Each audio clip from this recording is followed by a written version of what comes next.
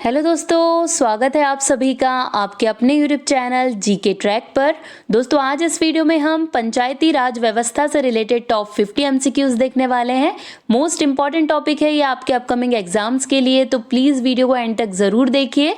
Video पसंद आया तो लाइक एंड शेयर ज़रूर कीजिए। अगर अभी तक चैनल को सब्सक्राइब नहीं किया है तो प्लीज़ चैनल को सब्सक्राइब करके बेल आइकन ज़रूर प्रेस कर लीजिए। चलिए स्टार्ट करते हैं। फर्स्ट क्वेश्चन देखिए, भारतीय संविधान के किस भाग में पंचायती राज से संबंधित प्रावधान है? तो देखिए किसमें किया गया है प्रावधान, तो करेक्ट ऑप्शन डी हो जाएगा। भाग 9 में, यानी कि जो भारतीय संविधान का भाग 9 है उसमें पंचायती राज से संबंधित प्रावधान किए गए हैं। देखिए पंचायती राज व्यवस्था से संबंधित प्रावधान का भारतीय संविधान के भाग 9 में उल्लेख किया गया है। भाग 9 में पंचायती राज से संबंधित अनुच्छेद 243 से लेकर 243 ओ में पंचायत शीर्षक के तहत प्रावधान किए गए हैं। तो देखिए जो आर्टिकल है ये जरूर से याद रखना है, क्योंकि बहुत बार सिर्फ आर्टिकल पूछ लिए जाते हैं। भारतीय संविधान के निम्नलिखित अनुच्छेदों में से कौन सा अनुच्छेद राज्य सरकारों को ग्राम पंचायतों को संगठित करने का निर्देश देता है? तो देखिए इनमें से कौन सा अनुच्छेद है वो, तो करेक्ट ऑप्शन ए हो जाएगा अनुच्छेद 40। ये राज्य सरकारों को ग्राम पंचायतों को संगठित करने का निर्देश देता है। देखिए संविधान का जो अनुच्छेद 40 है वो राज्य सरकारों को ग्राम पंचायतों का आयोजन करने का निर्देश देता है। अनुच्छेद 40 राज्य के नीति निर्देशक सिद्धांतों में से एक है। इसमें कहा गया है कि राज्य ग्राम पंचायतों को संगठित करने के लिए कदम उठाएगा और उन्हें स्वशासन की इकाइयों के रूप में कार्य करने के लिए ऐसी शक्तियां और अधिकार प्रदान करेगा। तो अनुच्छेद 40 जिसमें दिया गया है ग्राम पंचायतों का आयोजन करने का निर्देश दिया गया है राज्य सरकारों को। संविधान की 11वीं अनुसूची में निम्नलिखित में से क्या सम्मिलित है? तो देखिए क्या सम्मिलित हो जाएगा यहाँ पर, तो बी ऑप्शन करेक्ट है, पंचायतों का कार्यक्रम। ये संविधान की 11वीं अनुसूची में सम्मिलित है। देखिए 11वीं अनुसूची में 29 विषय हैं। कई बार पूछा जाता है ये क्वेश्चन कि 11वीं अनुसूची में कितने विषय हैं, तो 29 विषय हैं। इस अनुसूची में देखिए पंचायतों का कार्यक्रम, पंचायत की शक्तियाँ, ग्रामीण विकास, गरीबी उन्मूलन, बाजार, सड़क और पेयजल आदि जैसे महत्वपूर्ण विषय शामिल किए गए हैं। तो टोटल कितने विषय हैं इसमें? 29 विषय हैं। पंचायती राज प्रणाली किस पर आधारित है? मोस्ट इंपॉर्टेंट क्वेश्चन, कई बार रिपीटेड है ये क्वेश्चन। करेक्ट ऑप्शन बी हो जाएगा, सत्ता के विकेंद्रीकरण पर आधारित है पंचायती राज प्रणाली। देखिए पंचायती राज व्यवस्था सत्ता के विकेंद्रीकरण के सिद्धांत पर आधारित है। पंचायती राज भारतीय राजनीति की एक महत्वपूर्ण विशेषता है जो निर्णय लेने में आम लोगों की प्रत्यक्ष भागीदारी सुनिश्चित करती है। पंचायती राज प्रदान करता है, तो देखिए क्या प्रदान करता है पंचायती राज? करेक्ट ऑप्शन यहाँ पर बी हो जाएगा, स्थानीय स्तर पर लोकतांत्रिक प्रशासन ये पंचायती राज द्वारा प्रदान किया जाता है। देखिए पंचायती राज को प्रजातंत्रीय राज्य में जनता को उसके कल्याण कार्य में सहभागी बनाने की एक पद्धति कहा जाता है। यह स्थानीय स्तर पर प्रशासनिक स्वायत्त शासन के विकास की व्यवस्था है। तो ये जो पंचायती राज है इससे रिलेटेड देखिए टॉपिक की मोस्ट इंपॉर्टेंट है, क्योंकि कई सारे क्वेश्चन यहाँ से एग्जाम में बनते हैं। चलिए नेक्स्ट क्वेश्चन, पंचायती राज का मुख्य उद्देश्य क्या है? तो देखिए क्या है इनमें से पंचायती राज्य का मुख्य उद्देश्य, तो यहाँ पर करेक्ट ऑप्शन डी हो जाएगा, जनता को विकास मूलक प्रशासन में भागीदारी योग्य बनाना ये पंचायती राज का मुख्य उद्देश्य है। तो डी ऑप्शन एकदम करेक्ट हो जाएगा।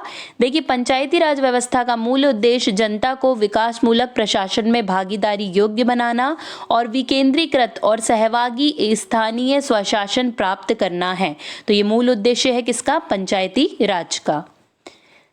73वां संवैधानिक संशोधन का संबंध किससे है? बहुत पूछा जाता है 73वां संविधान संशोधन।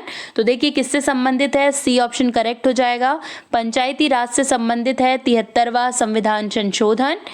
यहाँ अधिनियम 1992 में पारित किया गया था और यहाँ भारत में पंचायती राज व्यवस्था लागू करने की दिशा में एक बहुत बड़ा कदम था।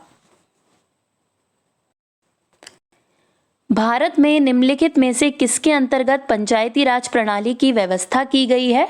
तो देखिए यहाँ पर करेक्ट ऑप्शन सी हो जाएगा, नीति निर्देशक तत्व के अंतर्गत पंचायती राज प्रणाली की व्यवस्था की गई है। देखिए, भारत में पंचायती राज प्रणाली राज्य के नीति निर्देशक सिद्धांतों के तहत निर्धारित की गई है, जो भारत के संविधान के भाग 4 अनुच्छेद 40 में वर्णित है। किस संवैधानिक संशोधन द्वारा पंचायती राज संस्थानों को संवैधानिक दर्जा प्रदान किया गया है? तो देखिए, किसके द्वारा किया गया है? करेक्ट ऑप्शन सी हो जाएगा। 73वें संवैधानिक संशोधन के द्वारा पंचायती राज संस्थाओं को संवैधानिक दर्जा दिया गया है। देखिए, 1993 में संविधान में 73वां संविधान संशोधन अधिनियम 1992 करके पंचायती राज संस्था को संवैधानिक मान्यता दे दी गई थी। 73वें संविधान संशोधन द्वारा संविधान में कौन सी अनुसूची जोड़ी गई? तो देखिए, इनमें से कौन सी अनुसूची जोड़ी गई है? तो करेक्ट ऑप्शन सी हो जाएगा। 11वीं अनुसूची यहाँ पर जोड़ी गई है। देखिए, भारतीय संविधान की 11वीं अनुसूची को 1992 में 73वें संविधान संशोधन अधिनियम द्वारा जोड़ा गया है। 73वें संविधान संशोधन द्वारा 11वीं अनुसूची में पंचायती राज संस्थानों को कितने कार्य सौंपे गए हैं? तो देखिए, कितने कार्य सौंपे गए हैं टोटल? तो डी ऑप्शन करेक्ट हो जाएगा। 29 कार्य यहाँ पर सौंपे गए हैं। देखिए, 11वीं अनुसूची में कितने विषय हैं? 29 विषय हैं। इसमें पंचायत की शक्तियाँ, ग्रामीण विकास, गरीबी उन्मूलन, बाजार, सड़कों और पेयजल आदि जैसे महत्वपूर्ण विषयों को शामिल किया गया है। 73वें संविधान संशोधन के अनुसार पंचायती राज संस्थानों के अध्यक्ष के कम से कम कितने पद महिलाओं के लिए आरक्षित किए गए हैं? तो देखिए, यहाँ पर महिलाओं के लिए जो आरक्षण है पंचायती राज संस्थानों में वो कितना है? तो ए ऑप्शन करेक्ट हो जाएगा। 1/3 पद जो है वो महिलाओं के लिए आरक्षित किए गए हैं। देखिए, 73वां संशोधन अधिनियम द्वारा पंचायती राज संस्थानों में महिलाओं के लिए अनुसूचित जाति तथा अनुसूचित जनजाति की महिलाओं सहित 1/3 स्थान आरक्षित किए गए हैं। 73वें संविधान संशोधन द्वारा पंचायती राज संस्थानों के लिए किस तरह के चुनाव का प्रावधान किया गया है? तो देखिए, यहाँ पर करेक्ट ऑप्शन ए हो जाएगा। प्रत्यक्ष एवं गुप्त मतदान का आयोजन या प्रावधान किया गया है पंचायती राज संस्थानों के लिए 73वें संविधान संशोधन के द्वारा। देखिए, ग्राम, मध्यवर्ती और जिला स्तर पर पंचायतों के सभी सदस्य सीधे लोगों के द्वारा चुने जाते हैं। मतलब प्रत्यक्ष रूप से क्या होता है? चुनाव यहाँ पर होता है। पंचायत के विघटन के उपरांत निम्नलिखित में से कौन सी समय अवधि नए चुनाव कराने हेतु सही है? तो देखिए, इनमें से कौन सी अवधि है वो? तो करेक्ट ऑप्शन यहाँ पर सी हो जाएगा। 6 माह के अंदर करवानी होती है जो नया चुनाव होता है वो। अगर पंचायत का विघटन हो गया है तो उसके बाद 6 माह के अंदर ही अगला चुनाव कराना पड़ता है। देखिए, पंचायत गठित करने का चुनाव इसके विघटन की तिथि से 6 महीने की अवधि समाप्त होने से पहले पूरा हो जाना चाहिए। 73वें संविधान संशोधन के अनुसार पंचायती राज संस्था का कार्यकाल कितने वर्ष रखा गया है? तो देखिए, कितने वर्षों का कार्यकाल रखा गया है? तो करेक्ट ऑप्शन यहाँ पर डी हो जाएगा। 5 वर्षों का कार्यकाल रखा गया है 73वें संविधान संशोधन के अनुसार पंचायती राज संस्थाओं का। देखिए, 73वें संविधान संशोधन के अनुसार हर पंचायती निकाय की अवधि 5 साल की होगी। यदि प्रदेश की सरकार 5 साल पूरा होने से पहले पंचायत को भंग करती है तो इसके 6 महीने के भीतर नए चुनाव हो जाने चाहिए। नेक्स्ट, 73वें संविधान संशोधन अधिनियम किस तिथि से लागू हुआ? तो देखिए, किस तिथि से लागू हुआ है? करेक्ट ऑप्शन देखिए यहाँ पर हो जाएगा ए। 24 अप्रैल 1993 को 73वां संविधान संशोधन अधिनियम लागू किया गया था। देखिए, संसद में संवैधानिक संशोधन विधेयक पारित करवाने के लिए अनेक प्रयासों के बाद 73वां संविधान संशोधन अधिनियम 1992 अंतिम रूप से पारित हुआ और दिनांक 24 अप्रैल 1993 से ये लागू हो गया था। भारत में पंचायती राज का प्रारंभ कब किया गया? तो देखिए, इनमें से कब किया गया है पंचायती राज का प्रारंभ? तो करेक्ट ऑप्शन डी हो जाएगा। 1959 में पंचायती राज का प्रारंभ भारत में किया गया था। देखिए, जवाहरलाल नेहरू ने 2 अक्टूबर 1959 को नागौर, राजस्थान में पंचायती राज का उद्घाटन किया। ये दिन महात्मा गांधी के जन्म दिवस के अवसर पर चुना गया था, तो इसलिए ये 2 अक्टूबर को है। तो आपको ये डेट सहित याद रखना है क्योंकि एग्जाम में ये पूछा जाता है। पंचायती राज प्रथम प्रवर्तित किया गया, देखिए किस स्टेट में प्रवर्तित किया गया, तो करेक्ट ऑप्शन यहाँ पर डी हो जाएगा। राजस्थान में सबसे पहले पंचायती राज प्रवर्तित किया गया था। देखिए सबसे पहले राजस्थान में 2 अक्टूबर 1959 में पंचायती राज व्यवस्था स्थापित की गई, जिसके बाद आंध्र प्रदेश ने इस प्रणाली को अपनाया था। स्थानीय ग्रामीण शासन के रूप में पंचायती राज प्रणाली सर्वप्रथम अपनाई गई।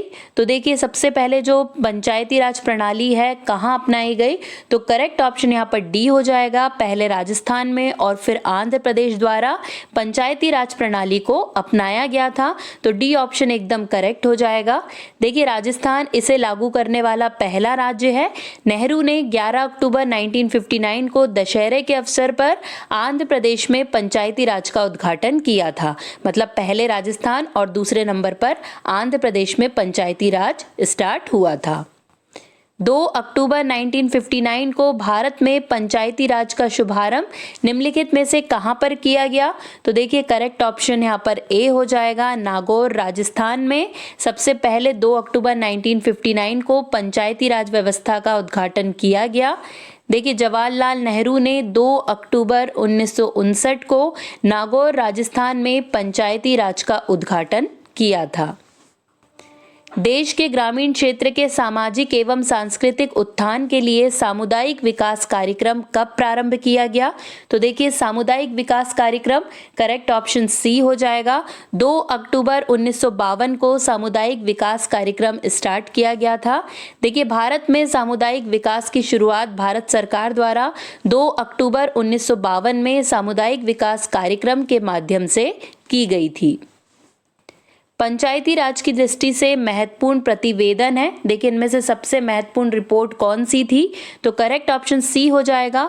बलवंत राय मेहता समिति का जो प्रतिवेदन था ये पंचायती राज की दृष्टि से सबसे महत्वपूर्ण प्रतिवेदन था। पंचायती राज संस्थाओं के निम्नतर स्तर पर कौन है, तो देखिए इनमें से कौन है पंचायती राज के निम्नतर स्तर पर, तो करेक्ट ऑप्शन ए हो जाएगा। ग्राम सभा व पंचायत ये पंचायती राज संस्थाओं के निम्नतर स्तर पर है। देखिए सबसे नीचे ग्राम पंचायत, उसके ऊपर पंचायत समिति और सबसे ऊपर जिला परिषद होती है। तो अगर सबसे नीचे पूछा जाए तो ग्राम पंचायत सबसे नीचे होती है इसके स्तरों में। पंचायती राज संस्थाओं के उच्चतम स्तर पर कौन है, तो देखिए अब इनमें से उच्चतम स्तर पर कौन है, तो करेक्ट ऑप्शन सी हो जाएगा। जो जिला परिषद है ये उच्चतम स्तर पर होती है। देखिए जिला परिषद या जिला स्तरीय पंचायत पंचायती राज व्यवस्था का शीर्ष स्तर बनाती है। पंचायती राज की मुख्य उपलब्धि है, तो देखिए इनमें से क्या पंचायती राज की मुख्य उपलब्धि है, तो करेक्ट ऑप्शन ए हो जाएगा। राजनीतिक चेतना का विकास करना ये पंचायती राज की मुख्य उपलब्धि है। देखिए पंचायतों की प्रमुख उपलब्धियों में से एक उनकी शक्ति का विकेंद्रीकरण करने और निर्णय लेने को लोगों के करीब लाने की क्षमता और राजनीतिक चेतना का विकास करना है। तो ये उपलब्धि है पंचायतों की प्रमुख उपलब्धियों में से एक। पंचायती राज की प्रधान समस्या है, देखिए इनमें से क्या पंचायती राज की प्रधान समस्या है, तो करेक्ट ऑप्शन यहाँ पर बी हो जाएगा। दलगत राजनीति ये पंचायती राज की प्रधान समस्या है। देखिए पंचायती राज की सफलता में दलगत राजनीति भी विशेष रुकावट रही है। पंचायतें स्थानीय राजनीति का अखाड़ा बनती जा रही है। यदि हमारे राजनीतिक दल पंचायतों के चुनाव में हस्तक्षेप करना बंद कर दे तो पंचायतों को दूषित राजनीति से बचाया जा सकता है। तो जो दलगत राजनीति है ये रुकावट पैदा करती है पंचायती राज की सफलता में। स्थानीय सांसद और विधायक किसके पदेन सदस्य होते हैं, तो देखिए इनमें से किसके पदेन सदस्य होते हैं, करेक्ट ऑप्शन यहाँ पर सी हो जाएगा। जिला परिषद के पदेन सदस्य होते हैं ये। देखिए स्थानीय सांसद और विधायक जिला परिषद के पदेन सदस्य होते हैं। सामान्यतः पंचायत समिति में कितने प्रकार के सदस्य होते हैं, तो देखिए यहाँ पर करेक्ट ऑप्शन डी हो जाएगा। उपयुक्त सभी मतलब पदेन सदस्य, सहयोगी सदस्य और सहयोजित सदस्य ये तीनों प्रकार के सदस्य ही सामान्यतः पंचायत समिति में शामिल होते हैं। देखिए पंचायत समिति में पदेन सदस्य, सहयोगी सदस्य और सहयोजित सदस्य शामिल होते हैं। पंचायती राज्य विषय है, किसका विषय है ये? तो देखिए करेक्ट ऑप्शन यहाँ पर सी हो जाएगा। राज्य सूची का विषय है पंचायती राज। ये बहुत पूछा भी जाता है एग्जाम में, तो इसे आपको याद रख लेना है। पंचायती राज्य को राज्य सूची में शामिल किया गया है। पंचायती राज 5 अधिकारियों की परिषद, शहरी और उपनगरीय नगर पालिकाओं के विपरीत ग्रामीण भारत में गांव की स्थानीय स्वशासन की एक प्रणाली है और इसे राज्य सूची में शामिल किया गया है। पंचायतों के द्वारा कौन सा कर वसूला जाता है? देखिए इनमें से कौन सा कर है जो पंचायतों के द्वारा वसूला जाता है? तो करेक्ट ऑप्शन यहाँ पर ए हो जाएगा। स्थानीय मेलों का जो कर है ये पंचायतों के द्वारा वसूला जाता है।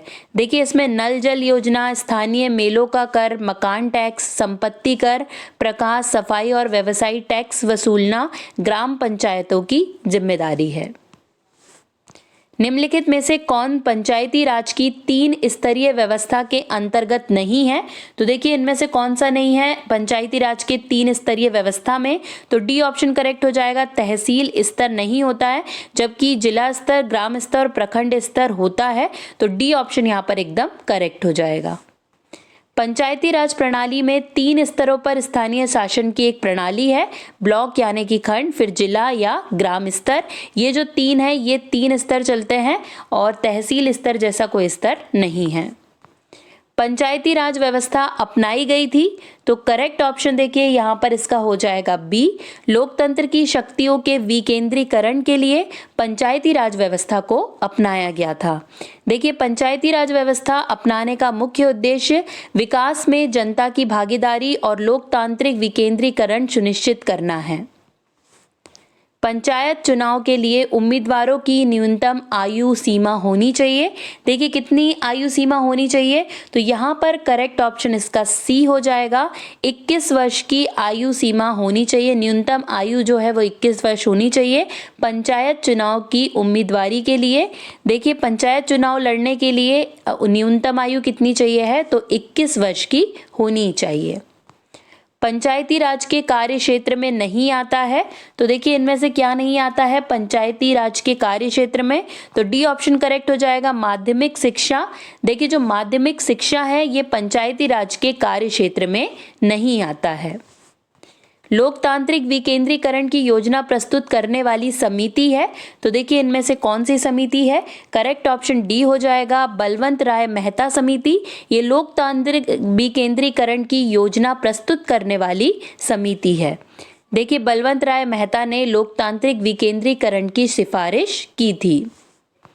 भारत में पंचायती राज की त्रिस्तरीय व्यवस्था का अनुमोदन किस समिति के द्वारा किया गया था? बहुत पूछा जाने वाला क्वेश्चन है ये। करेक्ट ऑप्शन यहाँ पर इसका ए हो जाएगा। बलवंत राय मेहता समिति के द्वारा भारत में पंचायती राज की त्रिस्तरीय व्यवस्था का अनुमोदन किया गया था।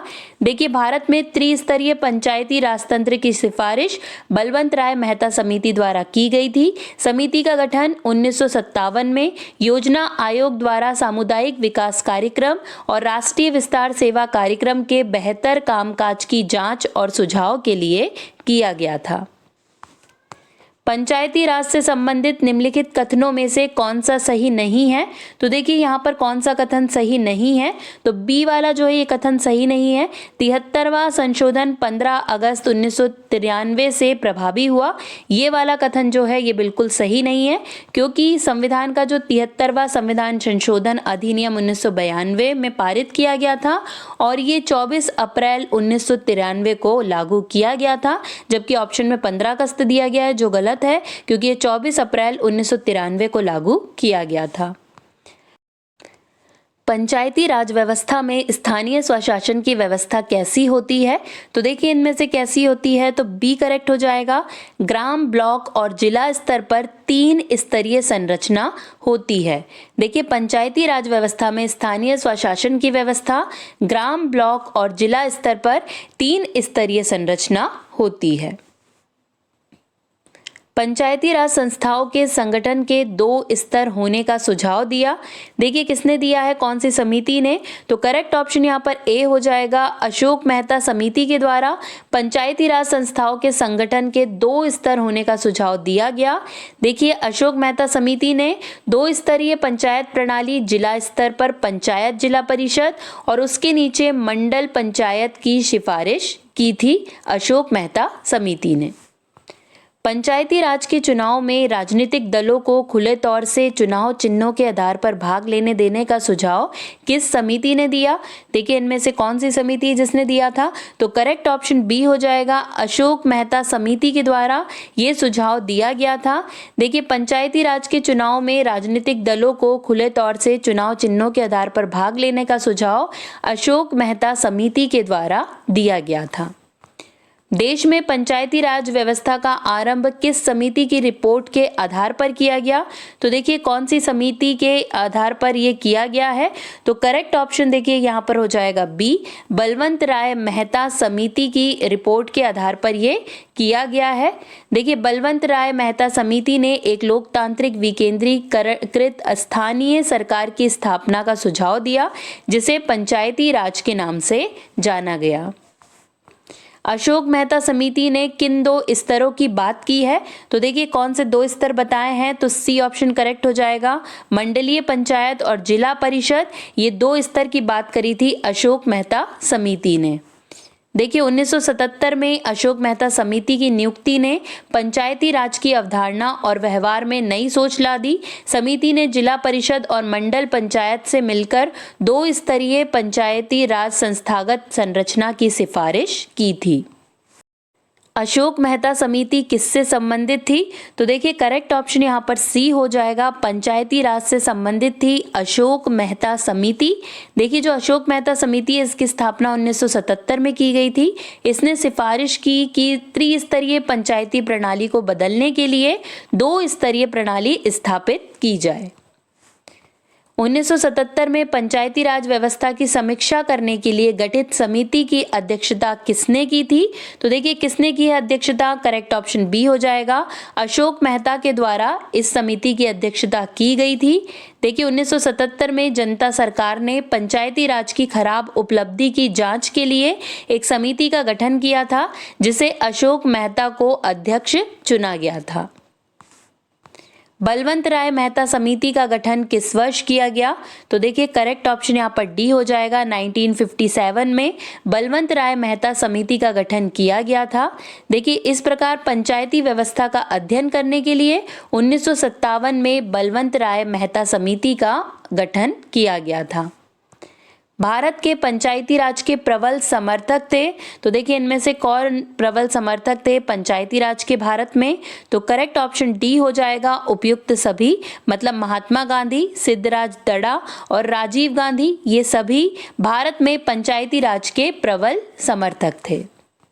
पंचायती राज संस्थाओं में महिलाओं तथा दुर्बल वर्गों के अधिक प्रतिनिधित्व के समर्थक थे, तो इनमें से कौन थे जो महिलाओं और दुर्बल वर्गों के अधिक समर्थक रहे हैं, तो करेक्ट ऑप्शन यहाँ पर डी हो जाएगा, राजीव गांधी, जो महिलाओं और दुर्बल वर्गों के अधिक प्रतिनिधित्व के समर्थक रहे हैं हमेशा से पंचायती राज संस्थाओं में। अब बारी है लास्ट क्वेश्चन की, पंचायती राज संस्थान के अधिकतम आय का स्रोत है, तो देखिए इनमें से क्या है अधिकतम आय का स्रोत, तो सी ऑप्शन करेक्ट हो जाएगा, सरकारी अनुदान, ये पंचायती राज संस्थान के अधिकतम आय का स्रोत है। देखिए पंचायतों को अपने राजस्व का केवल 1% करों के माध्यम से प्राप्त होता है, उनका अधिकांश राजस्व का स्रोत केंद्र और राज्य द्वारा प्रदान किए गए अनुदान है, मतलब कि सरकारी अनुदान से इन्हें कर प्राप्त होता है।